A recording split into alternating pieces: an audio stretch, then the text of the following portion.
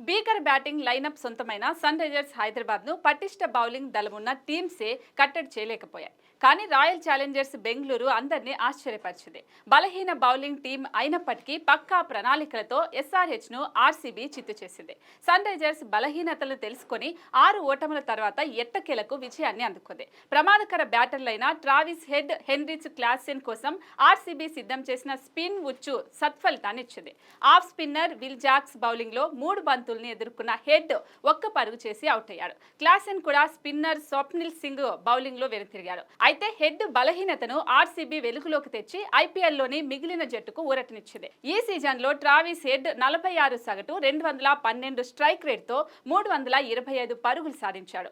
కానీ స్పిన్ లో హెడ్ విజృంభించలేకపోతున్నాడు. 15 సగటు, 150 స్ట్రైక్ రేట్ తో 63 పరుగులే చేశాడు. ఈ గణాంకాలను పరిశీలించిన ఆర్సీబీ రిస్క్ చేసింది. తొలి ఓవర్ను విల్ జాక్స్ తో వేయించింది. అయితే ఇది సత్ఫలితాన్ని ఇవ్వడంతో ఆదివారం చెపాక్ వేదికగా హైదరాబాద్ తో జరిగే మ్యాచ్ లో చెన్నై సూపర్ కింగ్స్ స్పిన్ ను ఆయుధంగా ఉపయోగించుకోవాలని భావిస్తోంది.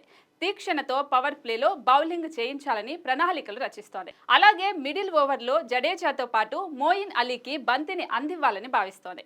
ఎస్ఆర్హెచ్ ను ఆర్సీబీ కట్టడి చేసిన తరహాలోనే సీఎస్కే చేయాలని ప్లాన్ చేస్తోంది.